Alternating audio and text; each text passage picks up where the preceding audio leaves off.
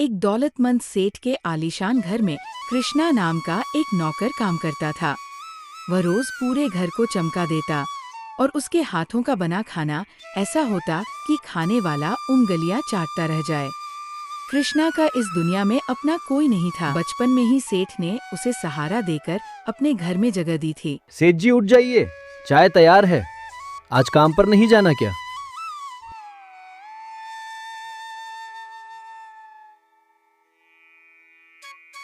वाह कृष्णा, तेरी चाय का एक घूंट ही काफी है, पूरा दिन अच्छा लगने लगता है। सेठ जी, आपका ये एहसान मेरी जिंदगी की सबसे बड़ी पूंजी है।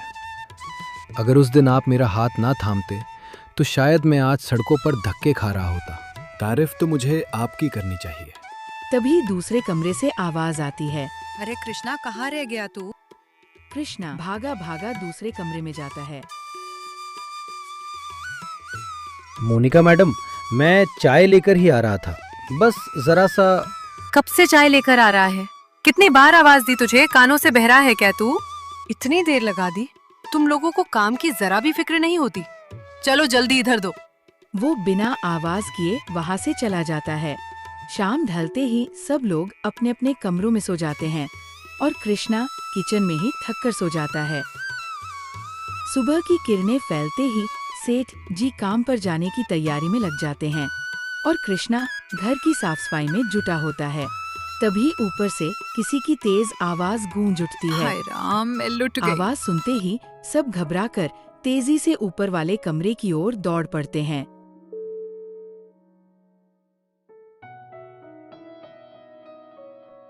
क्या तमाशा लगा रखा है तुमने? पूरा घर सर पर उठा रखा है। आखिर बात क्या है? क्यों यूं शोर मचाकर सबको परेशान कर रही हो? कल रात मैंने अपना हार इस टेबल पर रखा था और आज वो गायब है। कहीं चोरी तो नहीं हो गई? कल रात कृष्णा खाना देने मेरे कमरे तक आया था।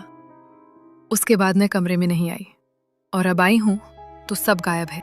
कहीं मेरा हर कृष्ण ने ही तो नहीं चोरी किया है? मुझे तो लगता है कि मेरा हर कृष्ण ने ही चोरी की है। मोनिका, ये कोई मामूली बात नहीं है। कृष्णा पर उंगली उठाने से पहले जरा सोच समझकर बोलो। तुम्हारे पास क्या सबूत है कि कृष्णा ने चोरी की है? भैया, मोनिका सही कह रही हैं। आपको विश्वास नहीं है तो इसके कमरे की तलाश लीजिए। सब कुछ दूध का दूध, ये पानी का पानी हो जाएगा। मैं सच कह रहा हूँ, मैंने कोई चोरी नहीं की है सेठ जी। मुझ पर झूठा इल्जाम लगाया जा रहा है। अगर ऐसी बात है तो कृष्णा के कमरे की तलाशी मैं खुद दूंगा, लेकिन अगर कुछ भी नहीं मिला तो तुम दोनों को उससे माफी मांगनी होगी। सभी लोग कृष्णा के किचन में आते हैं। मुझे लग रहा है कि मेरा हार अलमारी में चुरा के रखा हो। इस अलमारी को खोलो तो जरा। तभी सेठ जी अलमारी को खोलने के लिए जाते हैं।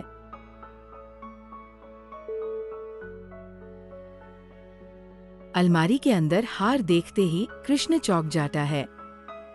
अलमारी में हार देखते ही सेठ जी गुस्सा हो जाते हैं और कृष्णा को थप्पड़ मार देते हैं।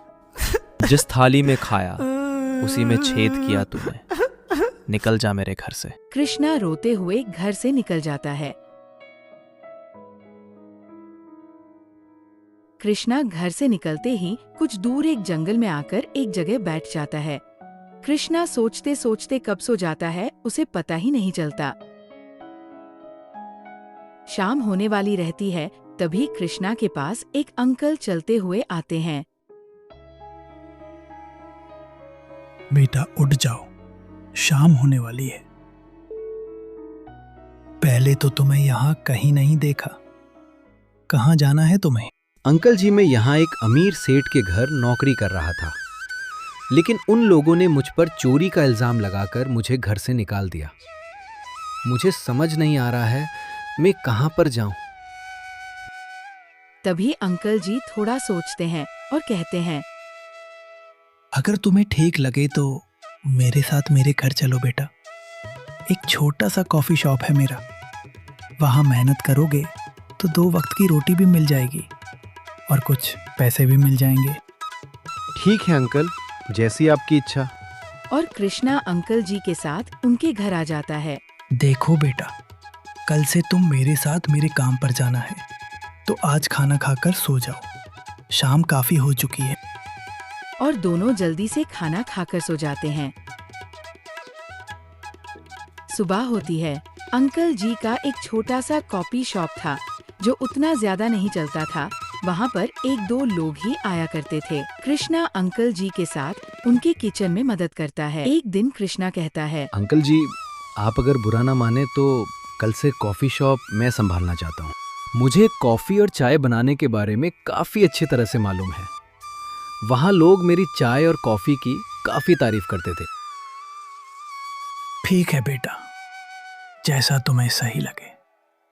बस इतना याद रखना, दुकान की असली इज्जत ग्राहकों से ही होती है। फिर क्या था, कृष्णा भी पूरी लगन से काम में जुट गया।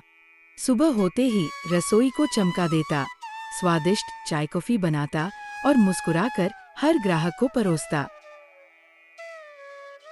कृष्णा की मेहनत का ही असर था। जिस कॉफी शॉप में कभी गिने चुने लोग आते थे, आज वहाँ बैठने तक की जगह नहीं बचती थी। बेटा, अब तो हमारी कॉफी शॉप काफी अच्छी चल रही है। अब आगे तुमने क्या सोचा है?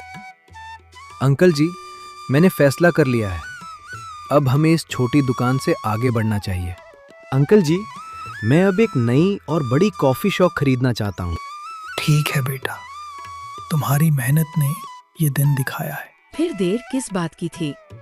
देखते ही देखते दोनों ने एक बड़ी और खूबसूरत कॉफी शॉप खरीद ली। कृष्णा की मेहनत ने आखिरकार उसे नई पहचान दिला दी। कॉफी शॉप अंदर से किसी सपने जैसा लग रहा था। चमचमाती लाइटें, खूबसूरत सजावट और सुकून भरा माहौल हर किसी का दिल जीत लेता था। एक दिन उस कॉफी शॉप में एक सेठ आता है। उसने काला कोट और काली पैंट पहन रखी थी। वह बड़े आराम से अंदर आया और जाकर एक कुर्सी पर बैठ गया। तभी कृष्णा चाय लेकर आता है, लेकिन सेठ का चेहरा देखते ही वह चौंक जाता है। सेठ जी, इतने सालों बाद आपको सामने देखकर यकीन ही नहीं हो रहा कि आप वही हैं। कृष्णा, यकीन नहीं हो रहा कि तुम मेरे सामने खड़े हो। तुम्हारे जाने के बाद मैंने तुम्हें बहुत ढूंढा। जब मुझे मालूम हुआ कि वो हार तुमने नहीं बल्कि मेरे ही घर वालों ने तुम्हें फंसाने के लिए तुम्हारी अलमारी में रखा था। सच कह रहा हूँ कृष्णा, जब मुझे पूरी सच्चाई पता चली ना, तो मेरे पैरों तले जमीन खिसक गई। मुझे खुद पर शर्म आने लगी। ये बोझ आज तक मेरे दिल पर है। हो सके तो मुझे माफ कर देना कृष्णा। कृष्णा, क्या तुम यहाँ काम करते हो? कृष्णा बस सेठ जी को देखता रहता है। सेठ जी, जब आपने मुझे घर से निकाल दिया था, तब एक अंकल ने मुझे सहारा दिया।